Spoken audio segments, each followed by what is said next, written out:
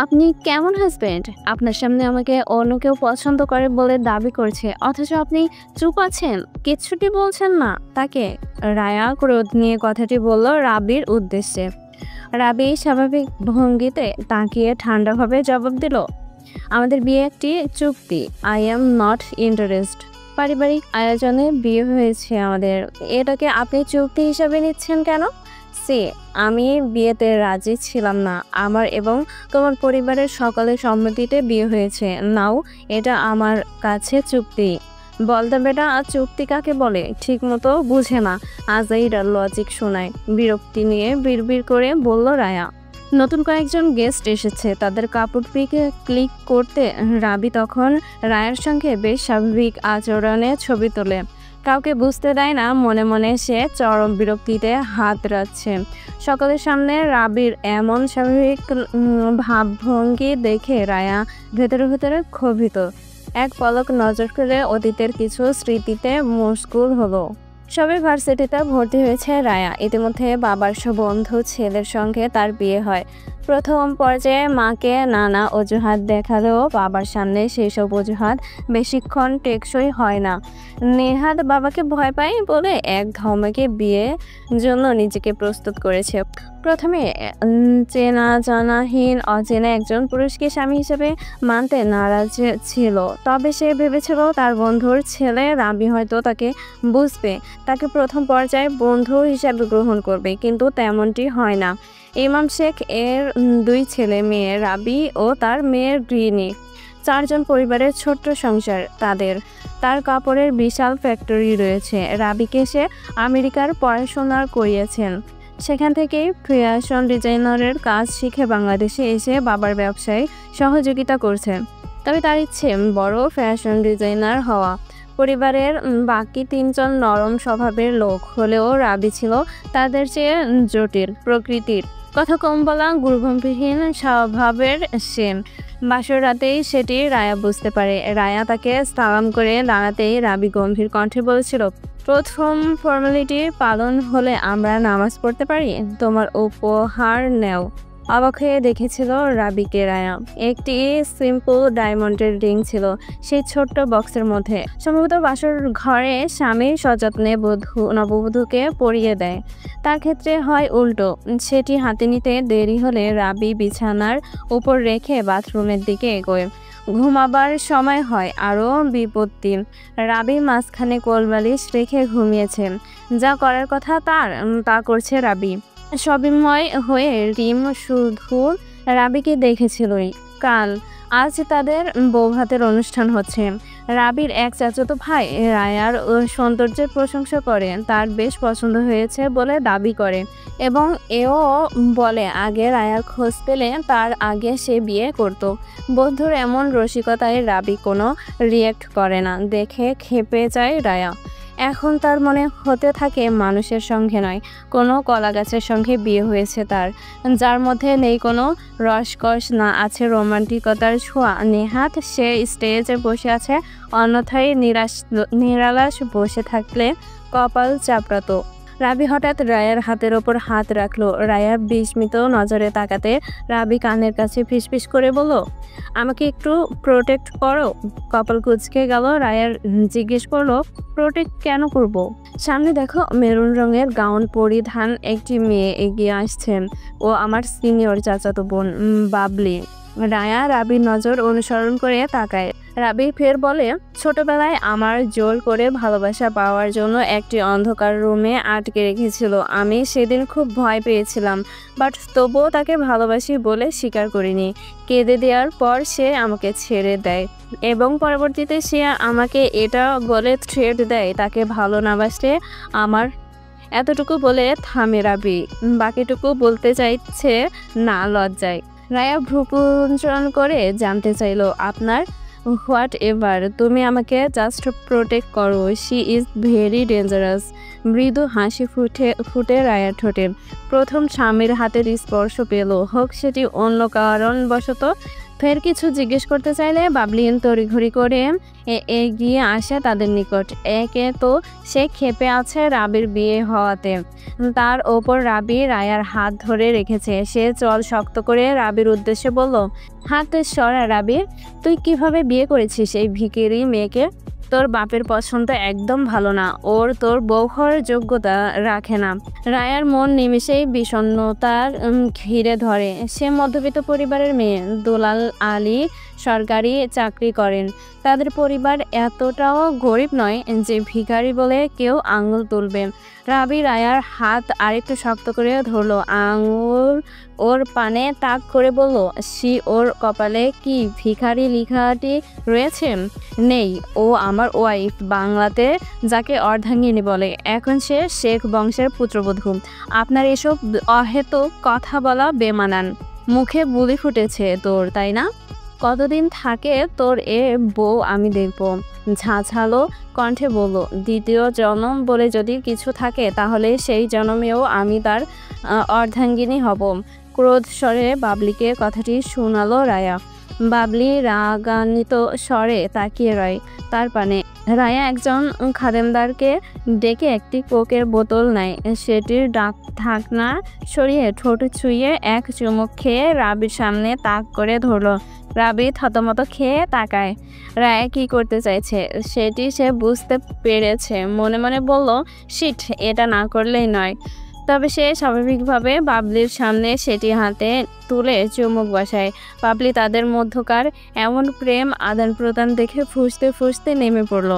রাবি বোতলটি রিমের হাতে দিয়ে স্টেজ থেকে নেমে ওয়াশরুমে এলো। ঠোঁটে অনবরত পানি দিয়ে ধুতে আরম্ভ করলো। এক পর্যায়ে রাগ ও বিরক্তি নিয়ে বলল, ড্যাম উচ্চারণ করলো।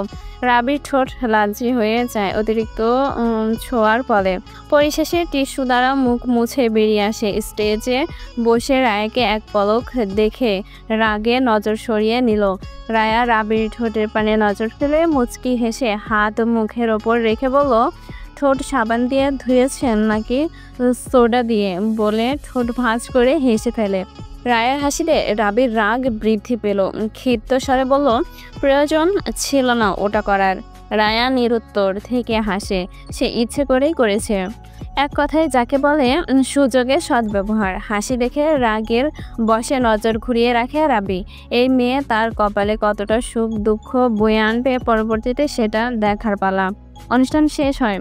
রায়াদের বাড়িতে রাবিকে যেতে হয়। গুরুজনদের রীতিনীতি পালন করে দুজনকে বাড়ির ভেতরে আনা হয়। রায়ার চাচাতো মামাতো ভাই বোনরা রাবির সঙ্গে আড্ডা দিতে বসলে রায়া রুমে আসে। বিয়ের লেহেঙ্গা পরিবর্তন করতে পিনগুলো খুলে ওড়না ফেলার সময় রাবি উপস্থিত হয়। রায়া পুনরায় ওড়না গায়ে জড়িয়ে ভ্রু কুচকে জিজ্ঞেস করলো, এখানে কেন আপনি? আপনার তো বাহিরে থাকার কথা। বাহিরে বলতে? আপনার শালাশালীদের সঙ্গে। ওরা আমাকে ইরিটেট করছে, আমার রেস্ট দরকার। রাগে মুখশ্রী ঘুচে এলো রায়া। নিরুত্তর থেকে একটি থ্রি-পিস নিয়ে রুম থেকে বেরিয়ে যাওয়ার ধরলে রাবি ডেকে থামায়। ওয়েট রায়া, এসবের মানে কি? কোন সব? খাট ফুল দিয়ে সাজানো কেন? আর ওরা আমার কাছে বাসর ঘরের টাকা চাইছে কেন? আমাদের বাসর না কাল শেষ। রায়া বিড়বিড় করে গর্ধব বলে নৈশব্দে রুম ত্যাগ করলো। রাবি তার উত্তর না পেয়ে বিরক্ত হলো। এক নজরে রুমটির চারদিক দেখে নিল। সম্ভবত ফ্ল্যাটের 4টি রুম। এ রুমে ড্রেসিং টেবিলের পড়ার টেবিল, মিনি সোফা ও আলমারি রয়েছে। বেশ গোছানো রুমটি। নিঃসন্দেহে রায়া মার্জিত রুচিশীল মেয়ে, বোঝা যাচ্ছে। বিছানার এক প্রান্তে বসতেই রায়া একজন বৃদ্ধ মহিলাকে নিয়ে ভেতরে আসলো। বাহিরে তার সঙ্গে পরিচয় হয়েছে। এটা রায়ার নানি। রাবি তাদের দেখে উঠে দাঁড়ালো। রায়া গমগমে গলায় নানির উদ্দেশ্যে বলল, তোমার নাতি জামাই জানে না ফুল দিয়ে কেন রুমটি সাজানো হয়েছে, তুমি তাকে বুঝিয়ে বলো। পান জীবনভঙ্গিতে রচনা খাতুন বললেন, বোঝানোর কি আছে? আইস আমার লগে হের বাসর হইব, এটা কইলেই তো হয়।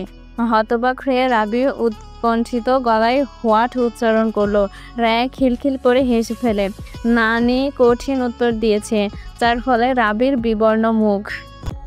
আকাশে মেঘের আভাস, বৃষ্টি এলো বলে দমকা হাওয়ার গতি বেগে বিদ্যুৎ বিচ্ছিন্ন, ঝড়ের আভাস পাওয়া মাত্রই বিদ্যুৎ উধাও। আমেরিকায় এমনটি খুব কম হয় বলা চলে। রাবি রায়াকে নিয়ে বাড়ি ফিরছে। রায়াদের বাড়ি থেকে বের হবার পরপরই বিদ্যুৎ চলে গেছে। জানালার পানে চেয়ে রাবি কাল রাতের মুহূর্তগুলো ভাবছে। যখন সে শুনেছে নানির সাথে তার বাসর হবে, চোখ মুখ শুকিয়ে এসেছিল। কিছুক্ষণের জন্য আহাম্মক হয়ে চেয়ে রয়েছে। নানি বলেছিল মেয়ের বাড়িতে নাকি দ্বিতীয়বার বাসর হয়, নানি অথবা দাদির সাথে। রায়ের দাদি মৃত্যুবরণ করেছে আরও 1 বছর আগে, এজন্য নানির সঙ্গে দ্বিতীয় বাসর পালন করতে হবে। তাদের একা রেখে রায়া বেরিয়ে গিয়েছে। শুধু বের হলে অবশ্য ভালো হতো। রায়া তো বাহির থেকে দরজা লক করে রেখেছিল যাতে রাবি বের হতে না পারে। রাবি কিছুতেই এই প্রথাকে প্রশ্রয় দিবে না। মেয়ের বাড়িতে নানি দাদির সঙ্গে দ্বিতীয় বছর হয়, এটি তার জীবনে প্রথম শুনেছে। নানি যখন তার লালচে দাঁত বের করে হেসে রাবির নিকট এগিয়ে আসতে লাগলো, চট করে বিছানায় উঠে ভয়ার্ত গলায় বলল, নো নানু নো, এটা সম্ভব, তুমি করতে পারলে সম্ভব। আহো তুলি একটু 2 কদম এগিয়ে বলল রচনা খাতুন। না, দূরে থাকুন, চলে যান রুম থেকে, এত সহজে যাইবার লাগছি না। কত টাকা চাই বলুন নানু, আমি দিতে রাজি আছি। রচনা খাতুন হাতের তালু চুলকানোর ভঙ্গিমা করে বলল, 10,000 দিলে জামগা। দিচ্ছি। তড়িঘড়ি করে মানি ব্যাগ থেকে 1,000-এর 10টি নোট বের করে তার সামনে ধরলো। রচনা খাতুন ছো দিয়ে টাকাগুলো নিয়ে হেসে বলল, আচ্ছা এখন আমি গেলাম, তুমি আমার নাতির লগেই বাসর ঘর পালন কইরো। বিছানা থেকে নেমে বুকে হাত রাখলো রাবি। বাস্তবে ভেবে আনমনে তারও বুকে হাত চলে এলো। সেটি বুঝতে পেরে দ্রুত হাত সরিয়ে নিল। রায়া রাবির এমন উদ্ভট দৃষ্টি দেখে কপাল কুঁচকে ফেলে। রাবি একবারের জন্য আর এ পাশে তাকালো না। নানি বেশ মারাত্মক ছিল, না জানি তার নাতি কেমন হয়, নিশ্চয় তেমনই হবে মনে মনে বলল রাবি। অর্ধ রাস্তায় বৃষ্টিপাত আরম্ভ হয়, সঙ্গে বাতাস। গাড়ির মধ্যে ড্রাইভার সহ রাবি ও রায়া। চমৎকার রোমাঞ্চকর একটি ওয়েদার। রায়ার মনে অনুভূতি সৃষ্টি হলেও রাবি শান্ত স্বাভাবিক ছিল। সে ভীষণ বিরক্ত অনুভব করছে। বাড়িতে পৌঁছাবার পর যদি বৃষ্টি হতো তাহলে সে কিছুটা হলেও শান্তি পেত। রায়া রাবির পানে একবার তাকালো। সেই যে ওঠার পর থেকে বাহিরের পানে তাকিয়ে আছে, এ মুখ আর ফিরল না। পাশে সুন্দরী বউ বসে রয়েছে, সেদিকে এই লোকের হুঁশ নেই। কিঞ্চিত বিরক্ত হয়ে রাবির উদ্দেশ্যে প্রশ্ন রাখলো, ছেঁকা কটা খেয়েছে নে যাবত? আমাকে বলছো? কপালে মৃদু ভাঁজ ফেলে জিজ্ঞেস করলো। রায়া বিরক্তবোধ নিয়ে হ্যাঁ বলল। জিরো। বিশ্বাস করি না। এদিক সেদিক মাথা নাড়িয়ে বলল, ইচ্ছে। সত্যি করে বলুন না। আমি মিথ্যা বলি না, গম্ভীর কণ্ঠে বলল। রায়ের তবুও বিশ্বাস হলো না কথাটি। সরু চোখে তাকিয়ে সেকেন্ড কয়েক পর নজর ঘুরিয়ে নিল। হঠাৎ চিল্লিয়ে উঠল রায়ান, গাড়ি থামান আঙ্কেল, আমি আইসক্রিম খাবো। একদম না, ঠান্ডা লাগবে তোমার। এতে আপনার সমস্যা হবে বলে মনে হচ্ছে না, গম গম আওয়াজে অভিমান স্বরে বলল। রাবি চুপ হয়ে রইল। রায়া ফের গাড়ি থামাতে বললে ড্রাইভার গাড়ি থামায়। রাবির কাছ থেকে টাকা নিয়ে নিজেই বের হয় আইসক্রিম আনতে। তখন বৃষ্টির ঝোঁক কিছুটা কম ছিল। আইসক্রিম কিনে দোকানের ছাউনির নিচে দাঁড়িয়ে একটি খুলে খেতে আরম্ভ করলো। রাবি এ পাশের স্ত্রীতে এসে কাজ নামিয়ে বিরক্ত মাথা মুখশ্রী নিয়ে রায়ের পানে তাকালো। এই বৃষ্টির মধ্যে দোকানের পাশে দাঁড়িয়ে আইসক্রিম খাচ্ছে সুন্দরী রমণী। এমন পাগলি রমণী কম দেখা যায় আজকাল। বৃষ্টির সঙ্গে বারে বারে দমকা হাওয়া এসে রায়ের শ্যাম্পু করা খোলা চুল উড়িয়ে ঠোঁট, চোখ, নাক, গাল ছুঁয়ে দিচ্ছে। শাহাদাত আঙুল দ্বারা চুলগুলো সরিয়ে আকাশের পানে খুশি খুশি মুখে তাকাচ্ছেন। এমন মনোরম দৃশ্যটি দেখে রাবির বুকের মাঝে কিঞ্চিত হাওয়া বয়ে গেল। এই অনুভূতিকে সে ধ্যান দিল না, নজর সরিয়ে নিল। একটি আইসক্রিম সম্পূর্ণ শেষ করে আরেকটি নিয়ে গাড়িতে উঠলো। ড্রাইভারকে গাড়ি চালাতে বলে অপর আইসক্রিমটি খেতে লাগলো। রাবি আর চোখে রায়াকে দেখছিল। হঠাৎ রায়া আইসক্রিমটি তার সামনে ধরে বলল, খাবেন? রাবি নিরুত্তর থেকে ভাবলেশীন নজরে রায়া ও আইসক্রিমের পানে চেয়ে নজর সরিয়ে নিল। রায়া মুখ ভেঙচি কেটে বলল, তখন কক্ষে সাবান সোডা ঘষেছেন ঠোঁটে, এখন আধ খাওয়া আইসক্রিম খেলে না জানি ঠোঁটে কি না কি ঘষে। রাবি রাগান্বিত চোখে তাকালে রায়া শান্তভাবে বসলো। অল্পতেই চুপ হয়ে যায় রয়।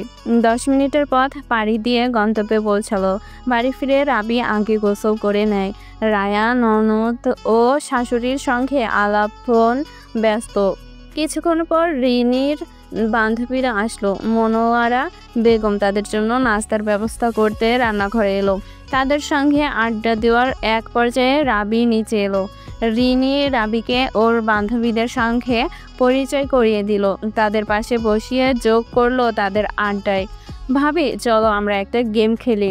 তার আগে আমি তোমাদের একটা জাদু দেখাবো। সত্যি দেখাও। রিনি উত্তেজিত হয়ে বলল, বসো তোমরা, আসছি। রায়া তাদের বসতে বলে কিচেনে এলো। একটি টাওয়ালে কিছু আটা নিয়ে ড্রয়িং রুমে উপস্থিত হয়। এটার মধ্যে কি ভাবি? আছে, তোমরা দেখতে থাকো। রায়া টাওয়ালটি 2 হাতের মাঝে রেখে বিড়বিড় করে কিছু একটা পরে ফু দিল। সকালে মনোযোগ দিয়ে রায়াকে পর্যবেক্ষণ করছে। তারপর রায়া টাওয়ালটি নিয়ে রাবির সামনে এসে দাঁড়ালো, বলল, দেখুন। রাবি কপালে ভাঁজ ফেলে জানতে চাইলো, কি আছে? বললে হবে, দেখতে হবে। দেখুন, হাতে তুলে দিল রাবির। রাবি টাওয়াল মেলে ধরে দেখার চেষ্টা করছে কি আছে তার মধ্যে। আচমকা রায়া টাওয়ালটি নিচ থেকে রাবির মুখশ্রীর পানে ছুঁড়ে মারল। সব আটা গিয়ে রাবির মুখে এবং মাথায় গায়ে উড়ে পড়ল। রাবি চেঁচিয়ে উঠে বলল, what are you doing? Second কয়েক রিনির বান্ধবীরা একজন আরেকজনের মুখ চাওয়াচাওয়ি করে অট্টহাসিতে মেতে উঠল। তাদের সঙ্গে রায়া নিজেও যোগ দিল। হেসে হেসে বলল, এটাকেই বলে ফয়রামি জাদু। ক্রোধে দাঁত মুখ খিচে রেখেছে রাবি। বলা যায় সহ্য করা অসম্ভব হয়ে দাঁড়িয়েছে।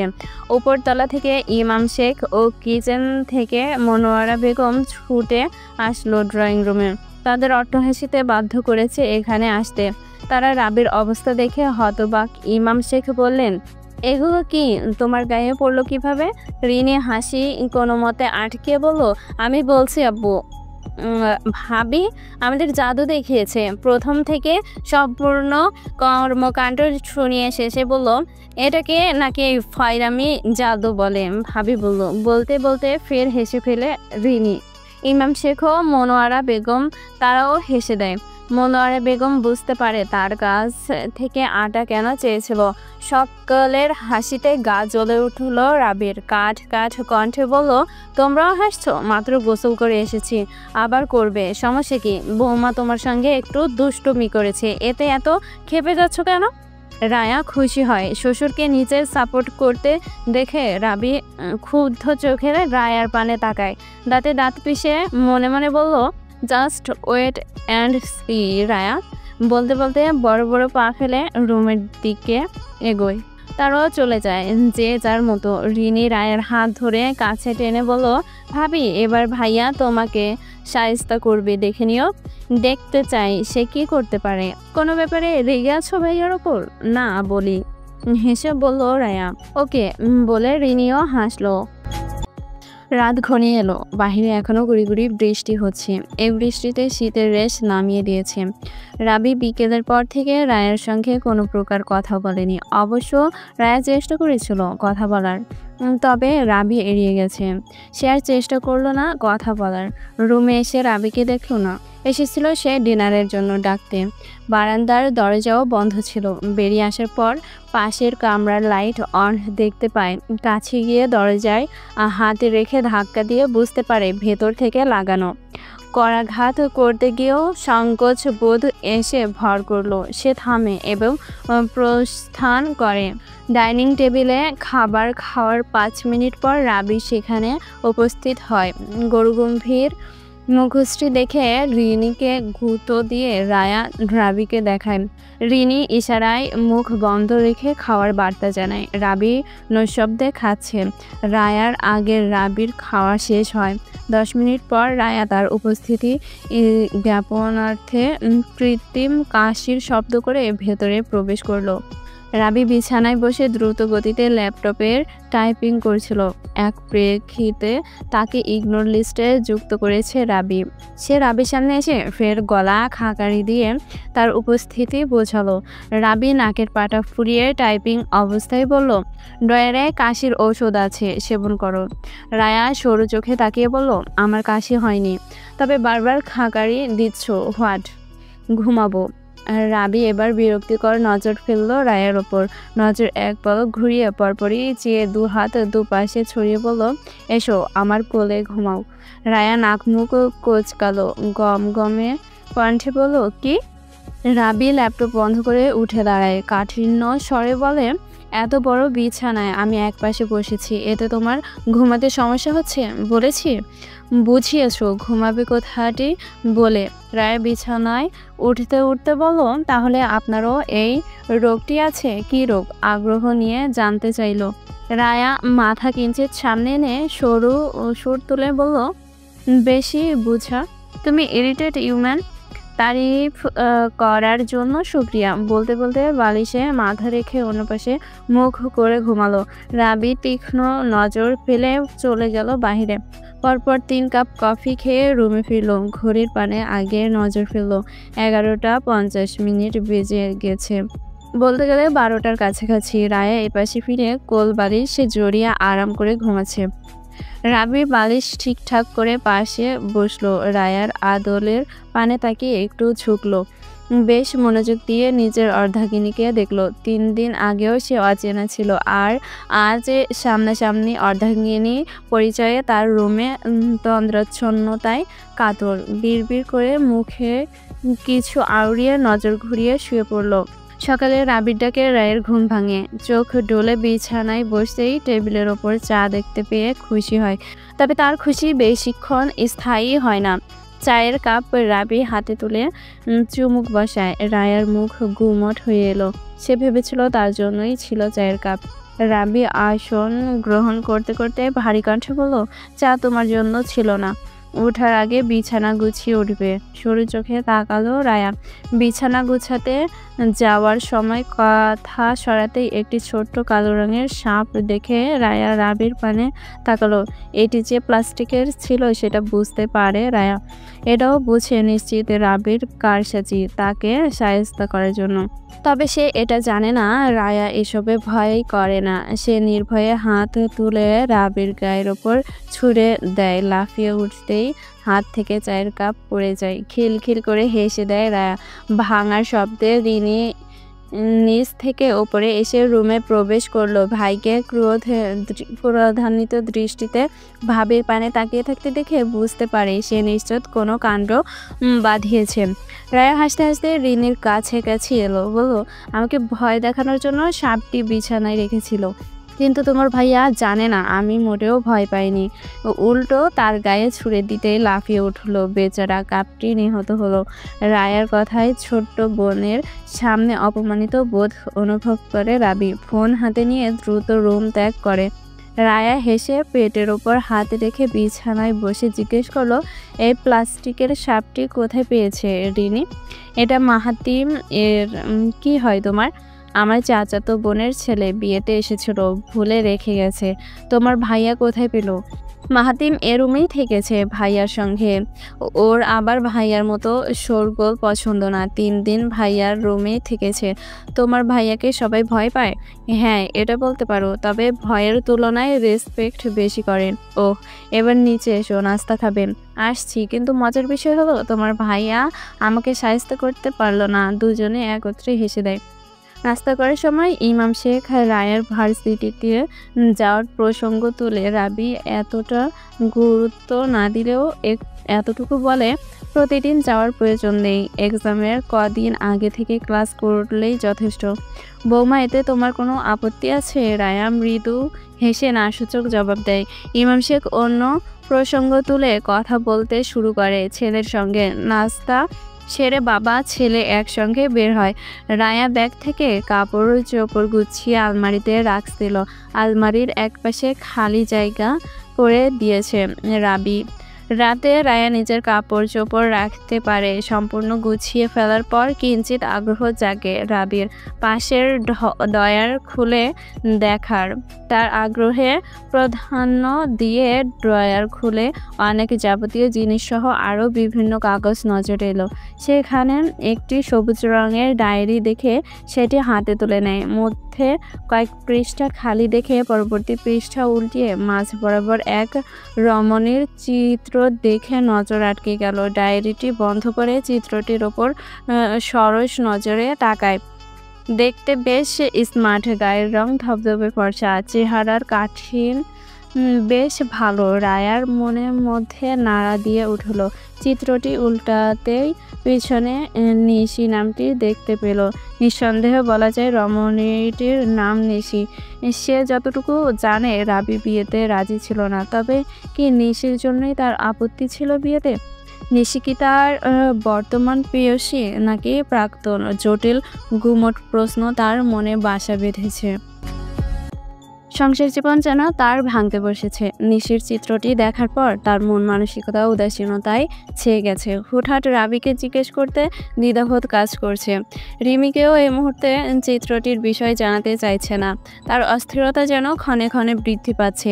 উপায়ান্তর না পেয়ে বিছানায় বসলো। ঘড়ির পানে চেয়ে দেখে 12:50। রিনির কাছে জানতে পারে 1টার দিকে ইমাম শেখ ও রাবি বাড়ি ফিরবে। গোসল সেরে নামাজ আদায় করে নেয়।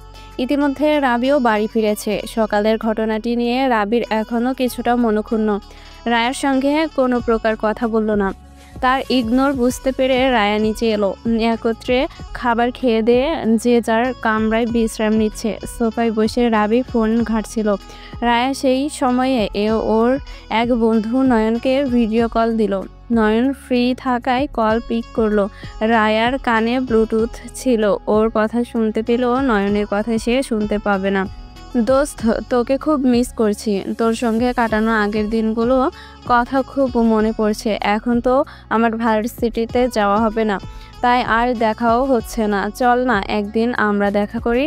রায়ের জোরে সোরে বলা কথাগুলো রাবি ঠের শুনতে পাচ্ছে, তবে তার তেমন কোনো প্রতিক্রিয়া নেই। সে নিশ্চিন্ত মনে ফোন ঘাটছে। রায়া এবার অন্য প্রসঙ্গে আসলো।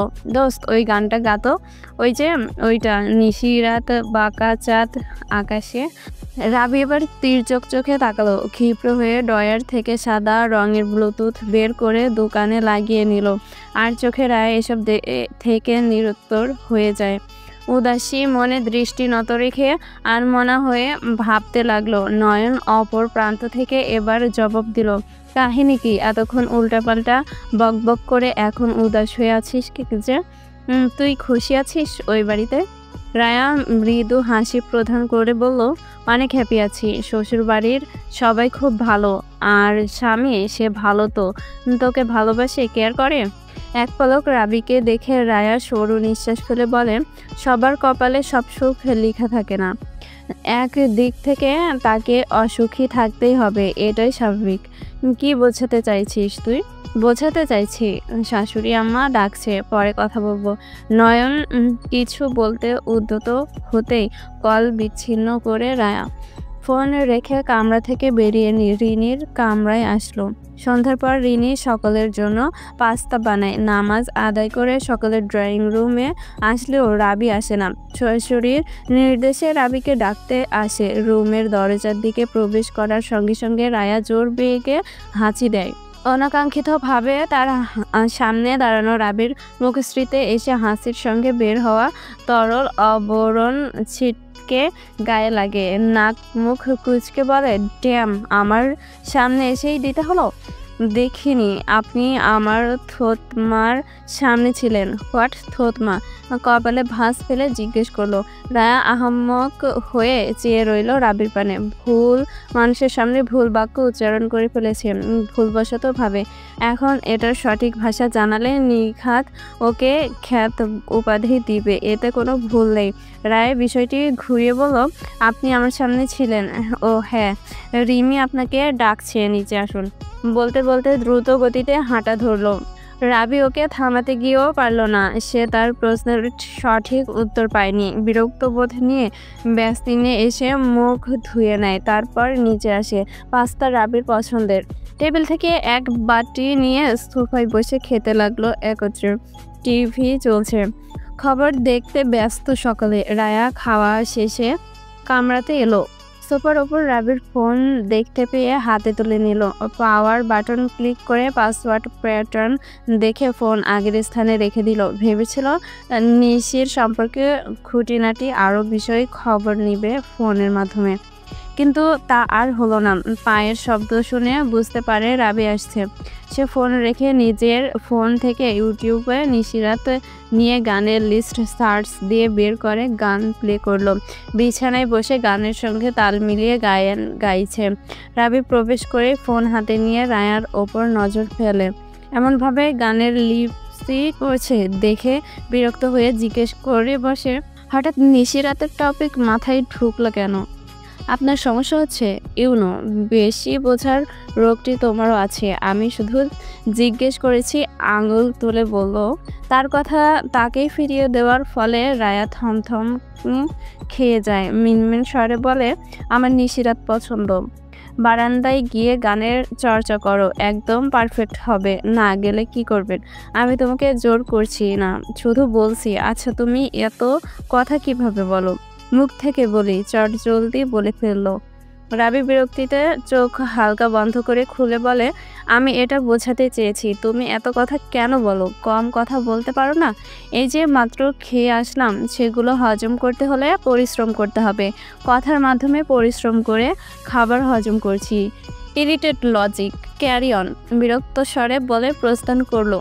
রায়া গান বন্ধ করে ম্লান হাসলো। তার সাথে বাক্য ব্যয় করতে বেশ ভালো লাগে, কিন্তু রাবি বেশিরভাগ সময় ফোন বা কাজের জন্য ল্যাপটপ নিয়ে ব্যস্ত থাকে। তাকে সময় দেওয়ার ফুসরত তার যেন নেই। তবে সে এভাবেই রাবির সঙ্গে বিরক্তিকর কথাবার্তা কর্মকাণ্ড করবে, যাতে করে সে একটু হলেও তার সাথে কথা বলার সুযোগ খুঁজে পায়। রাবির এখানে তেমন বন্ধু নেই, যদিও থাকে তবে আমেরিকায় রয়েছে। এজন্য সে একা একা ফুটপাত দিয়ে নীরবে হেঁটে চলেছে। কাছ থেকে বাবার কাপড়ের ফ্যাক্টরির দায়ভার নিতে হবে। সব দায়িত্ব আজ তাকে বুঝিয়ে দিয়েছে ইমাম শেখ। এতে তার বিন্দুমাত্র আক্ষেপ নেই। তবে সে তার শখকেও প্রাধান্য দিবে। ফুসরত পেলেই ড্রেসের ডিজাইন আঁকবে, সেগুলো মানসম্মতভাবে তৈরি করাবেন এবং প্রচার করার জন্য মডেলদের অফার দিবেন। এসব পরিকল্পনা আগেভাগে করে রেখেছে। আপাতত কদিন এ কাজে মন দিতে চায়। বাড়িতে ফেরার পথে 2 বক্স চকলেট কিনে রায়া ও রিনের জন্য। আগে বাহিরে বের হলে রিমি ও বাবা মায়ের জন্য কিছু না কিছু নিয়ে যেত। আজও নিয়েছে, তবে একটা বেশি।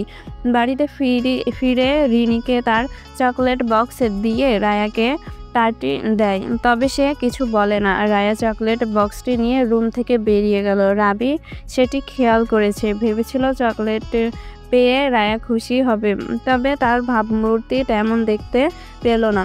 সে অতটাও মাথা ঘামালো না। ফ্রেশ হয়ে সোফায় বসতেই রায়া রুমে ফিরল, তবে খালি হাতে। চকলেটের বক্সটি হাতে ছিল না। রাবি রায়ার পানে নজর ফেলে স্বরে জিজ্ঞেস করলো, চকলেট কোথায়? বাবা মাকে দিয়ে এসেছি, ওগুলো তোমার জন্য এনেছি। তখন বললেন না যে? বলতে হবে, বুঝো না তুমি? তোমার হাতে দিয়েছি মানে তোমার?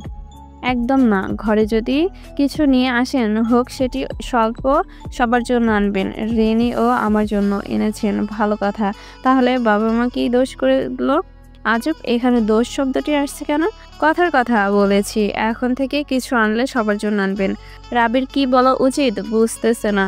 রায়ের পানে কিঞ্চিত বিস্ময়কর আকৃতি বিশিষ্ট আদলে তাকিয়ে আছে।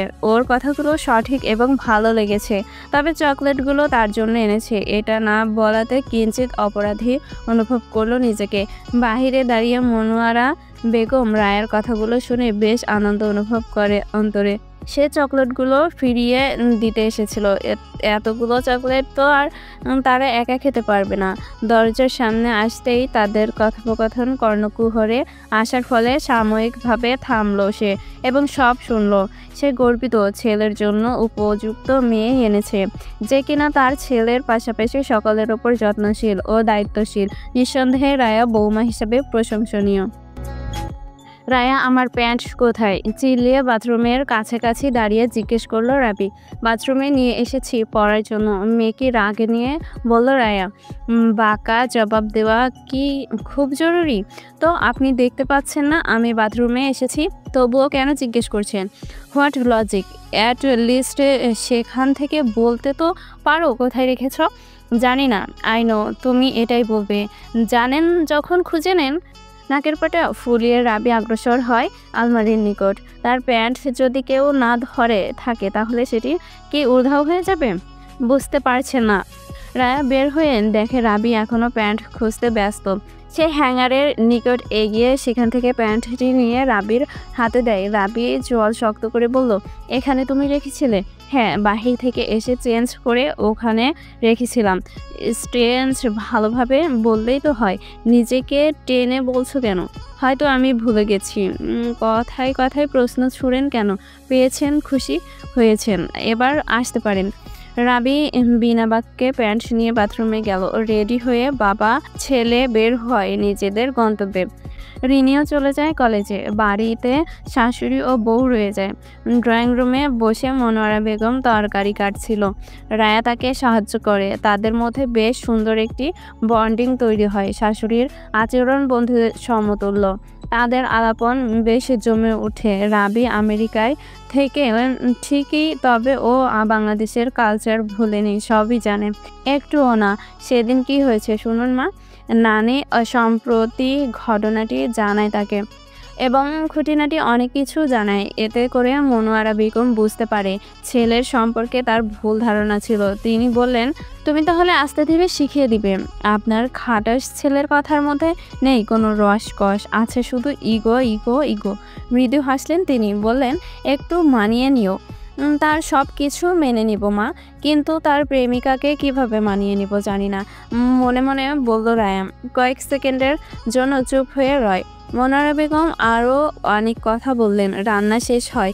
রিনিও ইতিমধ্যে কলেজ থেকে এসেছে। বাবা ছেলের আসতে বিকেল হবে। তারা একত্রে খেয়ে নেয়। বিকেলে শাশুড়ির দেওয়া চকলেট বারান্দায় দাঁড়িয়ে খাচ্ছিল রায়া।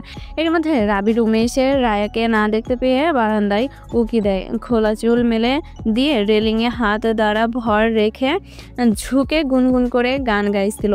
মৃদু শীতল হাওয়ার খোলা চুলগুলো এলোমেলোভাবে উড়ছে। রাবি মুগ্ধ নয়নে তাকিয়ে শার্টের ওপরে দুটি বোতাম খুলে এগোয় রায়ের নিকট। সে একটু কাছে এগিয়ে ঠোঁট কুঞ্চিত করে জিভের সাহায্যে বাঁশির মতো তীক্ষ্ণ শব্দ তুলে শীষ বাজালো। আকস্মিক শীষের শব্দে রায়া চমকে ওঠে, পিছনে ঘুরে তাকায়। রাবির ঠোঁটের দুষ্ট হাসি দেখে গেল। ভীতিকর চোখে তাকিয়ে বুকে 3 বার ফু দিল। মৃদু রাগে নিয়ে বলল, এভাবে ভয় দেখালেন কেন? বেশি ভয় পেয়েছো? গ্রামের লোকজন লোহা পোড়ার পানি সেবন করায়, তোমার কি সেটা খাওয়াতে হবে? চুপ করুন। ঝাড়ি দিয়ে রুমে এসে বিছানায় বসলো। রাবি রায়ার পানে চেয়ে হেসে হেসে বাথরুমে চলে এলো। সময় দিন মাস কেটে যায়। দেখতে দেখতে 3 মাস পেরিয়ে যায়। রাবি ও রায়ার মধ্যকার সম্পর্ক ঠিক আগের মতোই রয়েছে। ঝগড়া খুনসুটি দৈনিক জীবনের রুটিনে যেন পরিণত। রায়া নিশির ব্যাপারে বহুবার চেষ্টা করেছে জানার, তবে সে কোনো না কোনো কারণে ব্যর্থ হয়েছে। রচনা খাতুনের অসুস্থতার কথা শুনে রায়া বাড়িতে এসেছে। কদিন এখানেই থাকবে, রাবির সঙ্গে আসেনি।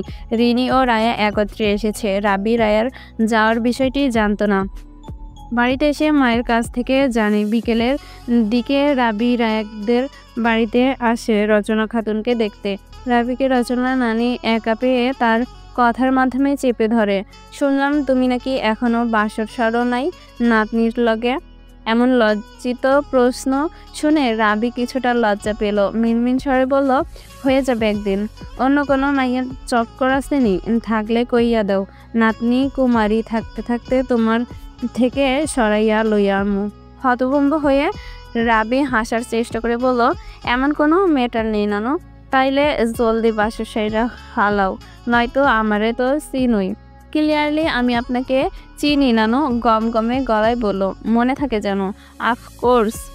তাদের কথোপকথনের মাঝে রায় আসলো। রাবি রায়কে বাহিরে যেতে বললো তার সঙ্গে। ওকে রুমে নিয়ে আসলো রায়া। গম্ভীর আওয়াজে রাবি প্রশ্ন ছুড়ল, তুমি নানুকে বলেছো আমাদের এখনো বাসর হয়নি? হ্যাঁ, লজ্জা মিশ্রিত স্বরে ছোট করে জবাব দিল। হোয়াট? মিথ্যা বলা আমার পছন্দ না, সত্যিটাই বলেছি। তোমার মাথা খালি? চোয়াল শক্ত করে বলল। রায়া রেগে যায়, কাঠিন্য স্বরে জবাব দেয়, আর আপনার মাথায় নিশির ভূত চড়া জল্পকল্প শুধু তাকে ঘিরেই। আমার মাথা খালি আছে, ভালোই আছে, অন্যের ভূত তো আর নেই। আগে তার কথা জানালে অন্তত বিয়ের 3 মাসে কেউ বিচ্ছেদের কথা ভাবতো না। হেই ওয়েট, তুমি বিচ্ছেদ? হ্যাঁ, শিগগিরই জানাবো সবাইকে। আপনি আমার নানুকে দেখতে এসেছেন, তার জন্য আপনাকে ধন্যবাদ। এবার আপনি আসতে পারেন। তুমি যাবে না? না। কথাটি বলে রুম থেকে বেরিয়ে গেল। রাবি আর কিছু বলার সুযোগ পেল না। মাথায় খেলছে না নিশির সম্পর্কে রায়া কিভাবে জানলো। মেঘলা আকাশ যেমন বৃষ্টি আসার আগ পর্যন্ত থাম মেরে থাকে, তেমনি রাবি অনুভব করছে তার জীবনের এক নির্দিষ্ট পাতা যেন হাওয়া বাতাস আলোবিহীন, শুকনো এবং থমথমে হয়ে আছে। এই বিতৃষ্ণা অনুভূতি প্রকাশ করার মতো নয়।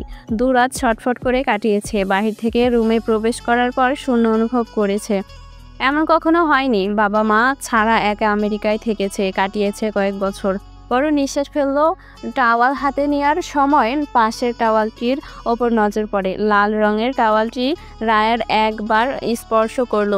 বিচ্ছেদের কথাটি মাথায় আসার সঙ্গে সঙ্গেই মলিন হয়ে এলো তার মুখমণ্ডল। টাওয়াল নিজেরটি নিয়ে চললো বাথরুমে। তুই যে ভার্সিটিতে এসেছিস, হাজবেন্ড জানে? নয়ন প্রশ্ন ছুড়ল রায়ের উদ্দেশ্যে। সে জানলেও বা কি বলবে? তার জীবনে যেহেতু অন্য কেউ আছে, আমার কোনো গুরুত্ব আছে বলে মনে হচ্ছে না। রাবিকে খোলামেলাভাবে জিজ্ঞেস করা উচিত ছিল নিশির ব্যাপারে। কথা চাপিয়ে রাখার কোনো মানে হয় না। হ্যাঁ, জানিয়েছি, তেমন কিছু বলেনি। বড় পদক্ষেপ নেবার আগে তাকে আরেকবার সুযোগ দে, হয়তো সে নিশির সঙ্গে সম্পর্ক বিচ্ছিন্ন করতে পারে। রাবি আমাকে পছন্দ করে না, করুণ স্বরে বলল। দোস্ত, একটা সম্পর্ক স্বাভাবিকভাবে গড়ে উঠতে হলে তাকে সময় দিতে হবে। হুটহাট সম্পর্ক তৈরি হয় না। আমি সময় দিয়েছি, প্রতিদিন তার সঙ্গে কোনো না কোনো দুষ্টুমি করেই থাকি। সে বুঝে না আমাকে।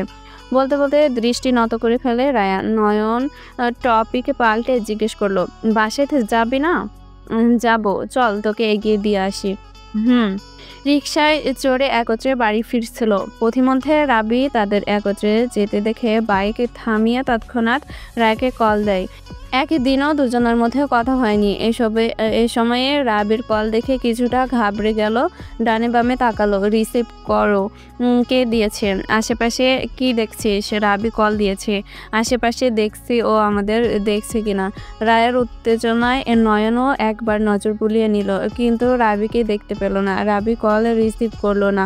বাড়িতে গিয়ে কল দিবে ভেবে ফোন সাইলেন্ট করে রাখলো। রিনি সকালে বাড়ি ফিরেছে, আজ কলেজে যায়নি। রাবি 2টার দিকে বাড়ি ফিরে রিনের নিকট আসে। ওর ফোনটি নিয়ে ফেসবুকে প্রবেশ করে। কিছুক্ষণে বাদে ফোন ফেরত দেয়। কামরায় এসে রায়াকে কল দিল। 2বার রিং হবার পর ফোন রিসিভ করলো রায়া। বলেন, রেডি থেকো, আমি আসছি তোমাকে নিতে। কেন? এতটুকু বলে ফোন রেখে দেয় রাবি। রায়া চিন্তিত হয়ে পড়ে। আরও কয়েকবার কল দেয়, তবে রাবি রিসিভ করলো না।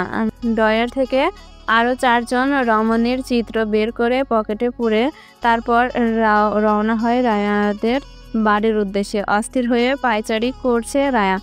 ওর মা ডেকে চলেছে নাস্তা তৈরি করার জন্য, কেননা রাবি আসছে খবরটি জানিয়েছে তাকে। তার ডাকে সাড়া দিচ্ছে না রায়া।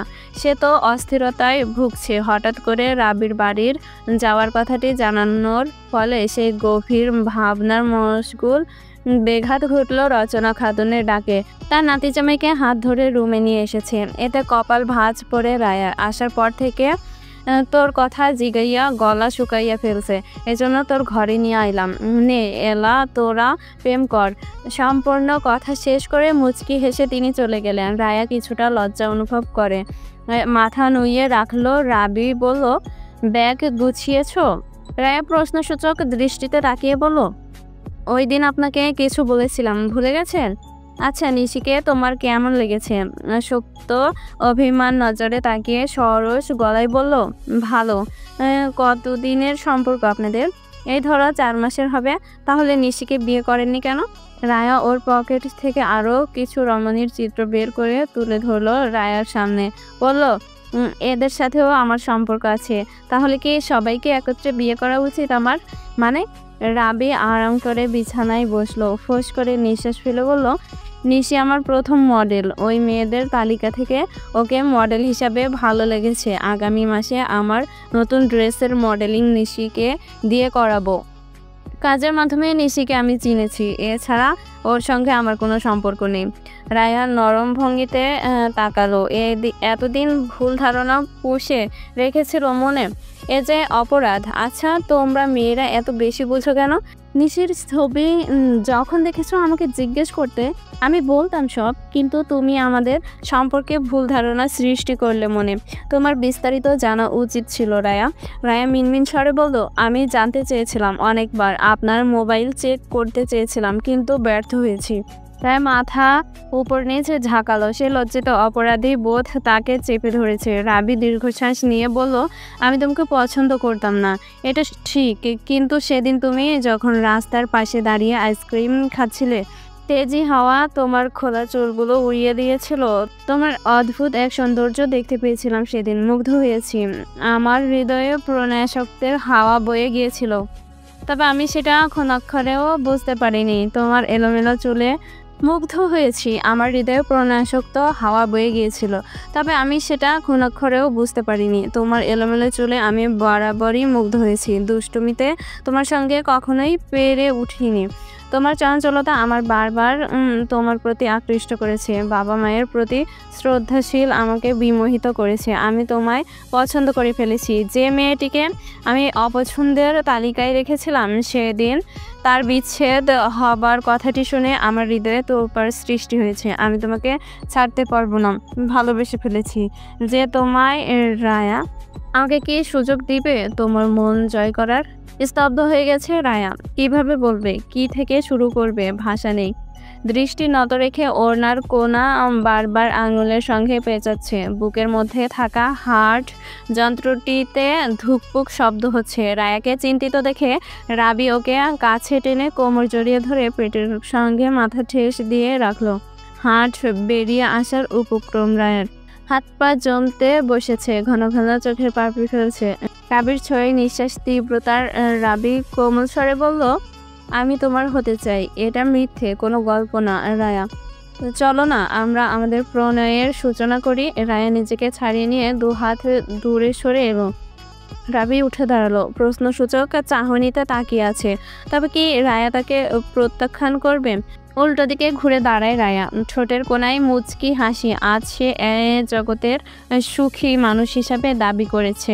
প্রথম যেদিন ছবি দেখেছে রাবির, সেই দিনই মনে মনে পছন্দ করে ফেলেছে। স্বামী হিসাবে তাকে পেয়ে নিজেকে ভাগ্যবান মনে করে চোখ হালকা বন্ধ করে নিজেকে ধাতস্থ করে বলল, আমি প্রস্তুত আছি প্রণয়ের সূচনার। রাবির ঠোঁটের এক চিলতে হাসি ফুটে ওঠে। পিছন থেকে রায়কে জড়িয়ে ধরে বলল, সো নানুর কথা প্রাধান্য পাবে, আমাদেরও বাসর হবে লাস্টের টুকু। রাবি ফিসফিস করে বলল। রায়া মুচকি হেসে মাথা নুইয়ে ফেলল।